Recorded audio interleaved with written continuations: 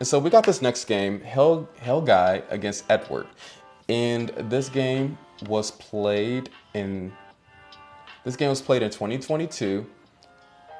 Now, Helgai's rating was 2546 and Edward's rating was 1921. Yes, it is an unfair advantage, but yes, this is going to be how a Grandmaster wraps up a 1900. Was that first opening and they was the first opening they taught. I started learning theory at 1500. Yeah. Spicy take. I know, spicy. I know. Gatorade's been around for a while. I get it. Me too. Do you like the French defense? I used to, but then I started losing a lot, so I just realized that's not part of my chess personality. So I switched to a more aggressive opening, like the Sicilian defense. You know what I mean? Yep, one and the same, different devices. Hey, oh, you're the same person, the auntie person? Okay.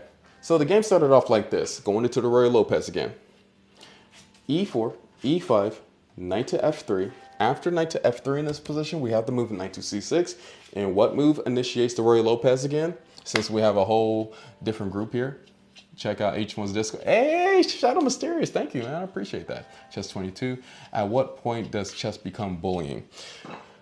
It becomes bullying if every beginner that you play, you promote all of your pawns that you have on the board, like the rest of your pawns that you have on the board. That's when chess becomes bullying. And you're going to face people like that, especially as a beginner.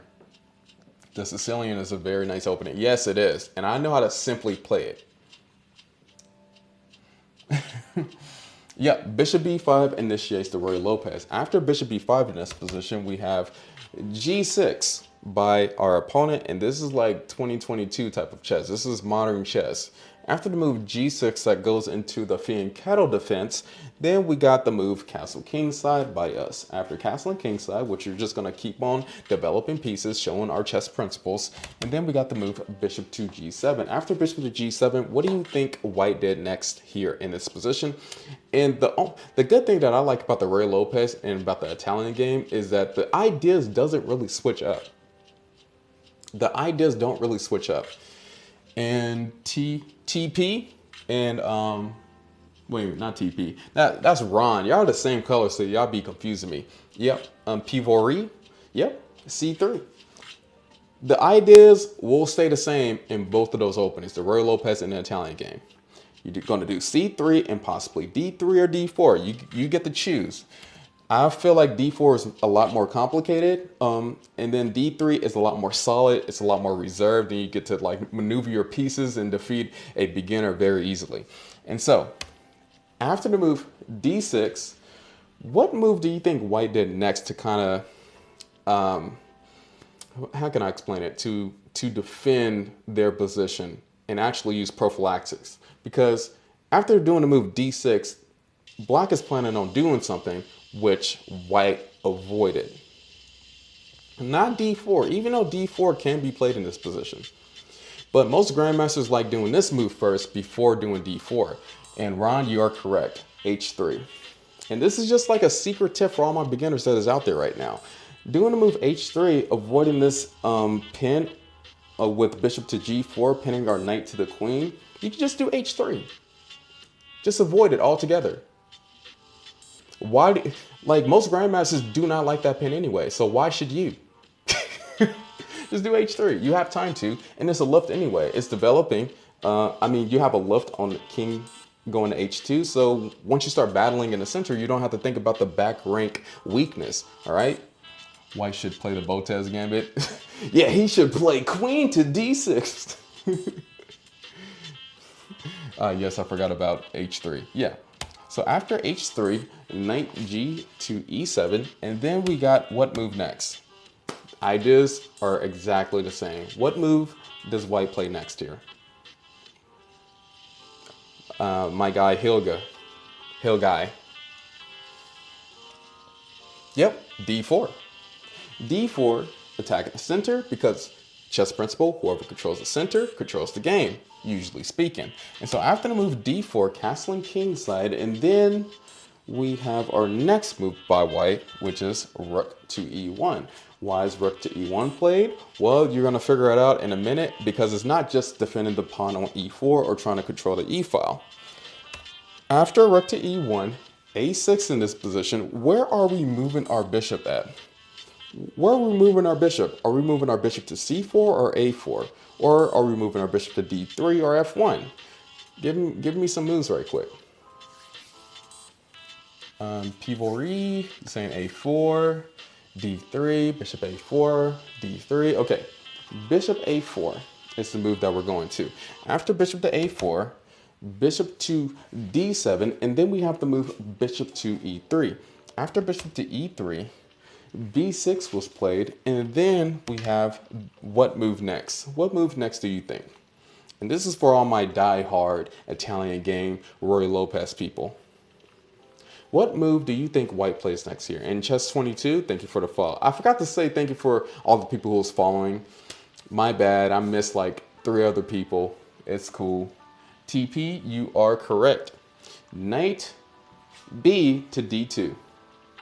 Developing that knight. Where does that knight exactly go? Where does that knight exactly go? Well, we're gonna figure it out. After knight b to d2, queen e8, and then bishop to b3, and then we got the move h6 by our opponent. After h6, trying to avoid us going to g5, or they're trying to get their king to h7 before they do the move f5 in this position. What does white do next in this position? What is like a common move that is played here? It's a common strategy, it's a common sequence of moves that happens every single time. This kind of looks like a botched London system. Yeah, only if this e pawn wasn't an e4 and it was an e3, you would have been like, oh, this is like the London system. Well, Ron and Pivori, you are correct. And most people don't know this, but you're gonna have to like learn these sequence of moves if you're trying to play the Italian game or the Ruy Lopez, which is knight to f1. Why is knight to f1 played here? Well, going to either knight to e3 or knight to g3. I know you can't go to knight to e3 at this present moment because the bishop is right there. I get that. All right, but this is usually the 2 squares where the knight wants to go to get some activity on the king side, even with the bishop being kettled on g7. After knight to f1, king to h7, what is the next move that is played here by white? What would you say? Yep, makes sense. Hey, Matt, thank you for the follow. Black don't get so many moves. D6. Yeah, Ron, thank you. And Pivori, yeah. Usually you do these moves immediately after you put the knight to f1. And so the move that is played here is knight to g3. Now, you're probably guessing, well, what happens?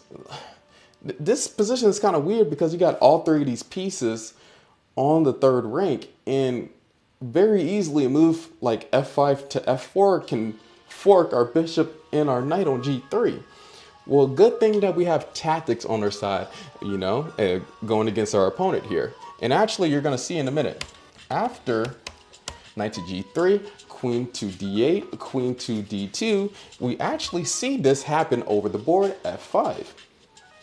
Now we're in for a battle. And y'all gonna have to figure out how to get out of all this with the tactics that Hill Guy used in this position. And this game was played in 2022. Let's get started. And so after the move f5, what are we doing first? We're in the middle game. We got all the activity in the world. We got all these pieces right here. Is this an in real life game? Yeah, this is an in real life game. That's why I'm naming the players, and like this game was in 2022, etc. I wouldn't name the players if it wasn't an in real life game. I usually don't stream. Every game that I go over is always in real life. So knight g3, knight g5 check. Okay, I get that. Okay. A lot of people want to do that move. Knight g3, wait a minute. Knight g5 check. What are some more moves that white can play here in this position? And thank you, Archine Doctrine, for the follow. I appreciate that. Throne Toaster. Throne Toaster is crazy. Ron, you are correct. Pivori, you are correct. Fight for the e5 pawn somehow. I'm sleepy. I didn't see the pawn. Yeah. So first of all, we're gonna do E takes on F5 because black's threat is doing the move F4. After F4, we got G takes on F5, and after G takes on F5, we got the move D takes on E5, and after D takes on E5, we have the move D takes on E5. Now, how can we keep the threats going on our opponent here? How can we keep the forcing moves going? What are forcing moves? Well, there are three things: checks, captures, and threats, in that order of importance: checks, captures, and threats. What would you do next in this position? Yeah, there you go. E5 pawn fight. Yep. And the king side is opening up because maybe, just maybe, there's going to be some future attack on the king on h7, just to give you a hint for the next sequence of moves that is going to happen here, because it's about to get pretty crazy. It's about to get pretty crazy. Bishop c2, I like it. Yeah, bishop c2 actually pins the pawn on f5. Keep that thought in mind. Keep that thought in mind. TP, I like it. Queen takes on d7. Queen takes on d7 is crazy. What is your follow-up after doing queen takes on d? You're trying to do the Botez Gambit? What is your follow-up after doing queen takes on d7? You're joking. Okay, what's the next move? I'm gonna give y'all 1 minute. You know, I got this sand timer that is that was $6.99 on Amazon. I don't really think that it's worth it, but it is what it is. I'm gonna put a sand timer on y'all. Knight g5, B. Wait a minute. I can't read that. Knight g5, B takes on g5. Do you mean H takes on g5? Pinning knight to e7. Yep, you lost me at the second move. Nah, sounds weird now that I said it. Okay, let's keep on going. Open up the e file for the rook. Y'all got like 30 seconds left. Open up the e file for the rook. Yeah, that is true. Queen d3. So you're still trying to, well, after queen d3, I think we might get hit with e4, which could be damaging to the white side. Queen c2 still looks better. Knight h5. Actually, the opponent did actually something very simple, which is bringing the last piece into the game. Now that I said that, what would you suggest? He did something very simple, just bringing the last piece into the game while threatening a piece. So instead of just doing queen takes on d7, Pivori, you are correct. Rook A to d1. If the center opens up, why not get all of your pieces into the attack? That's how simple chess can be sometimes. You know, get all your pieces into the attack because you need quality pieces when you're playing a stronger opponent. Put more pressure on them for them to make a mistake, and then we can get a winning position, and then we can convert that winning position into a point, a win. And so after rook A to d1, attacking this bishop on d7, the opponent did a bishop to c8. After bishop to c8, we got a question that we have to ask ourselves here. Do we trade queens on the d file, or do we do another better move? Bro, I said that on every move but this one. Feeling that keep it simple and solid. Yeah, keep it simple and solid. All of our pieces are protected. We're doing really good right now. We're doing really good. Oh, come on, heated. I'm married. Come on. No, girl. I'd trade it. You would trade it? So are we trading or are we not trading? If you trade it, has to move the rook from f8. You are the goat at teaching us. Hey, I try to be, if I'm not teaching you anything new, then I'm not doing my job. So 1, if we're trading. 2, if we're not trading. Let's just keep it simple. Put 1 in the chat if we're trading. Put 2 in the chat if we're not trading. Heated. Hey, thank you for the follow. I appreciate it. Who's your favorite chess player? Magnus Carlsen. I mean, he's the only player that can beat other grandmasters while being drunk. Like, who does that? Okay, what if I said that we do not trade queens here? Because once you do a move like queen c2, now black is in trouble. Because I'm thinking that black realized that, oh snap, this king is actually a lot more vulnerable on that diagonal than I thought, if he was playing the black side, of course. And now you did the move queen c2, threatening this pawn and pinning this pawn to the king. And this rook on d1 is threatening that queen on d8. And so after doing queen c2 in this position, the queen moves to e8, which is pretty much another pointless move. How can we start the attack on the king side?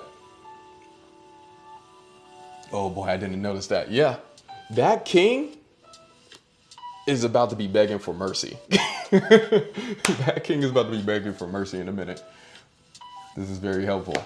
Yes, TP. Wait a minute. Yep, that's TP. And Ron. Yes. Knight to h4. When you see a weakness in chess, you just hammer down on it. Just keep on hammering down on it. And once you hammer down on it and your opponent cannot defend it anymore, that's how you get a winning position. Keep on going at that weakness. And that f5 pawn is a big weakness. These are hanging pawns. They can't like defend. If they push up, then they're going to give us more weaknesses for us to maneuver around. That king about to be sending them draw offers. Exactly. And so after knight to h4 in this position, we have the move e4 trying to stop this attack along this diagonal. But what does white do in this position? Because we're not just going to let them stop our attack. That's not what we're going to do. We're going to open up the position a lot more since they wanted to act funny like these two pawns wasn't weaknesses. Like we don't have both of our rooks on the DNE file. What are we going to do? I saw that move before. It is always attack the PP. F3, not F3, that's too slow, that's too slow. Queen takes on E4. The queen, come on. Stop doing the Botez gambit. Rook D2. And not Rook D2, that's too slow. Those moves are way too slow. Knight G3 takes on F5. We're almost there with that move, we're almost there. But it's not knight takes on F5. You're almost there, we gotta attack faster, all right? If we attack the pawn on F5, there's a lot of pieces defending that F5 pawn. And the move bishop takes on F5 could happen and they could defend their king side very quickly. We don't want like our opponent's pieces to come defending because we're not gonna have much of an attack afterwards. Yep, TP, my boy, you're correct. Knight takes on E4. What do y'all think? Now, put a 1 in the chat if you would rather play white side, and put a 2 in the chat if you're like, I don't see what's the problem. I don't know what I'm doing with the white pieces here. I think black could still defend. What do y'all think? I basically did that just with the queen. Yeah, chess 22, you was there just with the wrong piece. That is true. Keep on trying. I'm 1800. TP, I'd rather play white aside because you're telling us what moves to do. Okay, I'm 800. Hey, y'all putting y'all rating in here? I get you, I get you. Knight takes on E4. After knight takes on E4, F takes on E4, and then we got the move, what? What do we got next? I'm gonna let y'all try to like finish off this game right quick. What are some more moves that we could do here in this position? Now, I'm looking at the time right now. All right, don't mind me. Yep, Archon, a doctor, queen takes on E4. After queen takes on E4, king moves to H8. And then these moves is a little bit harder to find, but white did the awesome move, bishop to F4. Bishop to F4, pretty much releasing both the rooks on the D and E file, and this bishop on F4 is targeting this other weakness on C7, because you know what's better than one weakness? Two weaknesses. That's usually how you beat your opponent, is with two weaknesses, not usually one. Your opponent, if they have some sense, they can usually defend one weakness. But that doesn't make sense to me. If they take the knight now and queen takes, can't the knight E7 move to G6? No, not exactly, because that actually knight move to G6. Let's go through that right quick, because after thinking about this, knight to G6. After knight to G6, what would happen here? Probably, I don't know, it's kind of sketchy, because remember, there are moves like bishop to C2 in this position, now that I'm thinking about it. There are moves like bishop to c2 in that position if knight g3 happens. And there is moves just like queen takes on e8. Dang, I didn't even see that. That's crazy. Or just bringing the queen back to b1, keeping the whole pin on the g6 on that b1 to h7 diagonal. Because if you just bring the queen back to b1, that pin isn't going anywhere. And so the next thing you're going to do is like bishop c2 and get a free piece. Wow. So you can't even do knight to g6 at all. Hey, cool, I did something good. Or trade everything. Yeah. Crazy. This is a weird position. These are the type of positions that you're going to have to be looking forward to as you're playing the Ruy Lopez. And there are so many pieces still on the board right now. Usually all the pieces off the board when you're playing a different opening. And so after, let's go back to this original position. This is the original position. And then bishop f4. After bishop f4, the opponent played the move bishop to f5, attacking our queen. After bishop to f5, what are we doing next here in this? What are we doing next here? But I want to keep my queen. If queen trade, then there's a fork. Yeah, there's a fork. Yeah, bishop to f7 fork. That would have been crazy. What chess player do you believe had the most potential? That's a hard one. I would say, first of all, Levon Aronian had a lot of potential the last decade, but I don't know what happened there. But I think out of all the people who have the most potential is Fabiano Caruana. He had so much potential to beat Magnus Carlsen at last World Chess Championship. I think it was in 2018. He just can't play faster games against him. I don't know why. Queen takes on e7. What? Come on. Trade knights? How do you trade knights here? And say that, like, let's keep with algebraic notation. And queen e3. Queen e3? Queen e3 is actually still winning in this position, which is crazy enough. Pivot re? Yep. Knight takes on f5 was played here. After knight takes on f5 in this position, then we have the move rook takes on f5. After rook takes on f5, what happens next with the white pieces? What would you say here? We got Clark Meister. Yeah, you was right. Knight takes on f5. I don't have any more water. What am I going to do if I don't have any more water? I'm just going to be dry in the mouth. Pause. But you know what I mean? Y'all get it. Get some more. Nah. Once I get some more, it's going to be like 5 viewers. Hydration isn't important at this point. We're going to finish this game. Bishop d5. Yeah, y'all say get some water, but y'all don't be staying. Queen takes on f5, pivot re. I guess queen takes on f5, knight takes on f5, rook takes on e8. But we have more of an advantage than just trading pieces equally. And actually, I'm thinking that position is still winning, so good job on that one. White just kept all the White just kept the tension going with something that is very simple. He's seen a free pawn and he took it. And that's my hint to you. He just seen a free pawn and took it. Very simple. What is that free pawn that he took? We're not doing queen takes on e7. Stop it, chess 22. This is not no Botez type of gambit that we're doing here. Yeah, bishop takes on c7. Because once you realize that there isn't really no, there really isn't even, dang, I can't talk about this Invisalign here. There really isn't any threatening moves by the opponent, and you can do moves like bishop takes on c7. Like, what threatening moves do black have right now? Like moving knight to g6 or rook takes on f2. Our king is completely safe. We're controlling the center right now. Our pieces is better than our opponent's pieces, and so